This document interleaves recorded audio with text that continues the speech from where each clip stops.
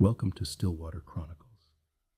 Tonight, we settle into a story about the sea and what it shows you when there is nothing left to show. There is something about open water that the mind was never built for. Not the ocean at the edge of things, not a harbor, not a beach, not the comfortable nearness of a coastline you can swim to if you had to. But the real open, the kind that goes on past the horizon in every direction, reminds you, very quietly, very calmly, that the world does not have edges, that there is always more. That is where Esme found herself on the 6th day. She had stopped counting by sunrises. Sunrises were too hopeful, too deliberate in their insistence that time was moving, that things were changing, that the day would be different from the one before. The days were not different. The days were the same pale blue and white and blinding gold, the same flat shimmer of the Pacific pressing outward in every direction, the same soft pop of the raft's inflated walls when one of them shifted their weight, the same silence that had grown so complete it no longer felt like silence. It felt like something else, something with weight. They had water for 2 more days. If they were careful, they were always careful now. Esme sat at the low end of the raft, her knees drawn up, her back against the warm orange rubber that had already started to feel like skin. Familiar, uncomfortable, inescapable. Jovi was asleep, or something near sleep, his breathing slow and shallow beside her. Lotta sat at the opposite end, facing outward, watching the horizon in the way she had been watching it since the first day, with a kind of patient attention that Esme had come to find both reassuring and unsettling, in equal measure. None of them spoke much anymore. Speech required effort, and effort required water. The sun was high. It was always high. Esme closed her eyes and listened to the ocean. There was no sound, really, just a vast, low, textured nothing that was made up of 1,000 small sounds layered so thinly they dissolved into each other. The smallest lap of water against the raft's underside. The distant, barely there suggestion of wind. The creak of the survival bag strap that she had tied to the side handle because it gave her something to hear when everything else was still. She thought about the yacht. She thought about it the way you think about a house that burned, with a kind of distant grief, noting the rooms one by one, noting what was in them, noting that they were gone. The galley with its hanging copper pots, the narrow bunk where she had slept the first 2 nights, before any of this, the nav station with its charts and its blinking instruments, all of it now sitting at the bottom of the Pacific, in the dark, very still, filling slowly with silence. She breathed, she opened her eyes, and there it was. The island sat on the horizon like a thought that had just occurred to her. Green, specific, hills rising from the water in soft folds, a curve of pale beach at their base, and above the tree line, a thin column of smoke rising straight up into the still air.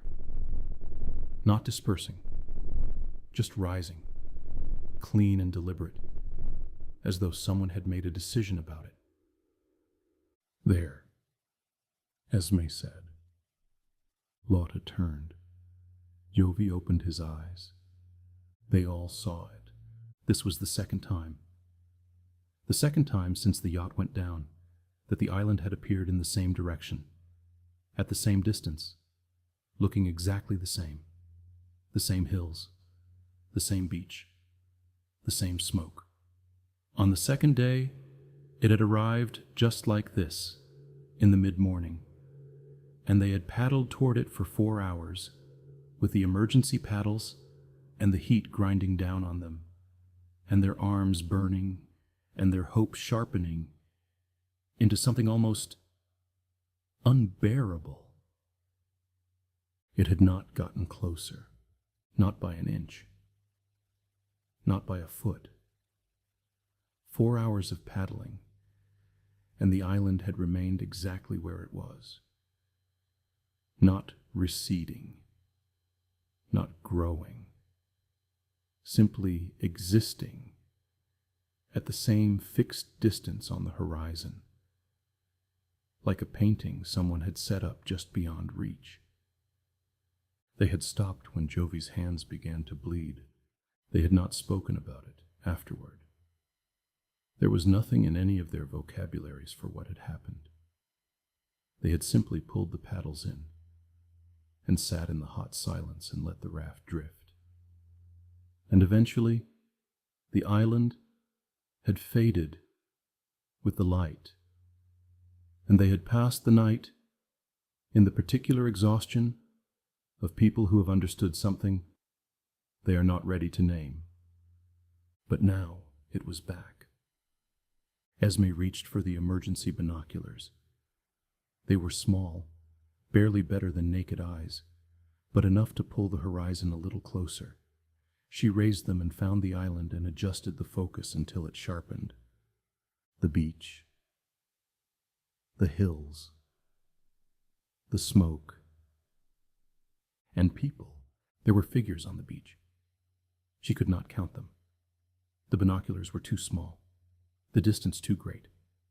But they were there, unmistakable, standing at the water's edge in a loose cluster. She watched them for a long moment, her heart doing something complicated in her chest, her hands very still. The figures were moving. They were waving. Esme felt the hope rise in her before she could stop it. A bright, involuntary surge, the body answering before the mind could intervene. She nearly lowered the binoculars to shout. She nearly opened her mouth.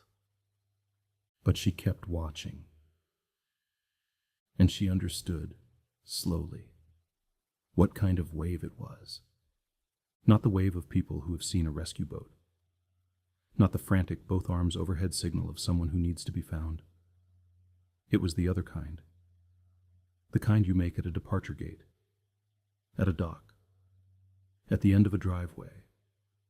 The small, slow wave of people who know you are going somewhere and have come to watch you go. They were waving goodbye. Esme lowered the binoculars. She did not say anything for a while. The raft rocked slightly, the Pacific offering its small, indifferent motion beneath them. Somewhere above her, a frigate bird traced a long, slow arc across the sky. She watched it until it was gone. "What did you see?" Lotta asked. "People," Esme said. Lotta looked at the island. "Are they waving?" "Yes." A silence. "Which kind?" Lotta asked. Esme looked at her. Lotta was still facing the island, her voice very calm, her hands folded in her lap. And Esme understood that Lotta already knew, that Lotta had perhaps known since the second day, since the 4 hours of paddling, since the moment the island had stayed exactly where it was and refused to grow closer. Some part of Lotta had already done the reckoning and arrived at the answer and set it quietly aside to wait. "The other kind," Esme said. Lotta nodded. Jovi said nothing. He was looking at the island too, his eyes still slightly unfocused from the near sleep they had pulled him out of, his lips cracked and dry. He looked at it for a long time, and then he looked away, out at the water, on the opposite side of the raft, at the empty blue that extended in that direction, without feature or end. "Do you think they can see us?" he asked. "I think so," Esme said. "Do you think they know?" She did not answer that. She raised the binoculars again and looked at the figures on the beach. They were still there, still waving, that same slow, patient movement, unhurried, as though they had all the time in the world and knew it. She looked at them for a long time and tried to find something in the gesture she could hold on to, something she could point at and say, "That means something other than what I think it means." But she couldn't. She lowered the binoculars. She thought about the people she had known who had stood in doorways and driveways and at the ends of piers. The particular posture of it, the slight lean forward, the hand held up, the expression that was trying to be only fond, and mostly was. The way you hold a wave just a second longer than feels comfortable because you don't want the other person to turn away before you're ready. Because once they're gone, they're gone. She thought about all of that. "We should save the water," Jovi said. "Yes," Esme agreed. "We shouldn't paddle." "No." The words settled between them quietly, without drama, the way a decision does when it has already been made and only needs to be spoken to become real. Not a giving up, not an ending, something else, something closer to the way a long breath goes out, the way tension releases from a held muscle, the way you finally stop waiting for something you had been waiting for a very long time. The afternoon passed. The sun made its long arc and began to lower toward the west, and the light changed from white to gold to the first suggestion of copper, and the shadows on the raft grew long and thin, and finally merged into the general dimness of the coming evening. Esme sat and watched the light change on the water. It was extraordinary, actually, the way the surface of the Pacific shifted through colors she didn't have names for, each one precise and temporary, gone before she could fully see it. She thought that she had probably looked at water like this before, and not really looked at it, the way you don't really look at things when there is somewhere to be. There was nowhere to be. She looked. At some point she raised the binoculars again. The island was still there, still the same distance, still the same hills and beach and smoke. But the figures on the beach were gone. The beach was empty, just pale sand and the dark edge of the tree line, and the smoke still rising in its clean, quiet column above it all. She lowered the binoculars. She didn't feel afraid.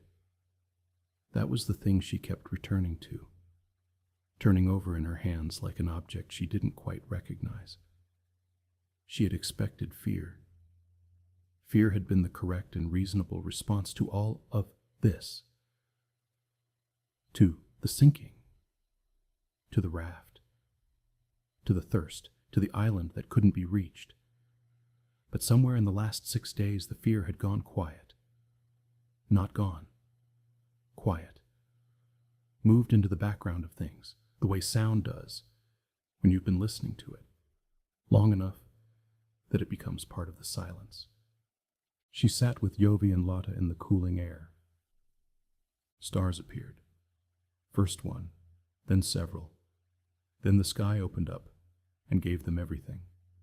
The whole vast turning arrangement of it. Brilliant and indifferent, and overwhelming in its completeness. Esme lay back and looked at it, her head resting against the soft rubber of the raft's side. She could feel the ocean beneath her, the slight constant movement of it, that unending patient rocking, that had long since stopped feeling like instability and started feeling like something else, something like being held. She thought, Perhaps the island was never for getting to. She thought. Perhaps it was only ever for seeing. Something to look at in the long, open middle of things. Something green on the horizon when green was what you needed. A smoke signal from something that knew you were out there, that had come to the beach to show itself, to raise a hand before you went. Not a rescue, not a destination, a witness. The raft rocked on. The stars moved in their slow wheel overhead. Esme closed her eyes. She was not sleeping. Not exactly. She hovered in that in-between place, aware of the ocean and the air and the soft sounds of Yovi and Lotta breathing beside her. She was aware of the binoculars resting on her chest, still warm from her hands. She was aware of the water, the last of it, in the small container by her hip. She thought, in the morning, the island will be there again. She thought, and maybe that is enough. The Pacific rocked her, and the stars turned above her, and somewhere on an island that would not come closer, a fire burned quietly through the night, tended by no one she could name, keeping its flame for reasons she had stopped asking about. Sending its smoke up into the dark sky in a long, clean column that rose and eventually became indistinguishable from the darkness itself. And the raft drifted, and the ocean held. And Esme listened to the water and let herself be carried. Thank you for listening to Stillwater Chronicles, where even the vast and open sea can offer a kind of stillness. If this story stayed with you, if the horizon settled somewhere behind your eyes, then let it remain a little while longer. Some places were never meant to be reached. They were only ever meant to be seen. Rest now. The water will hold you.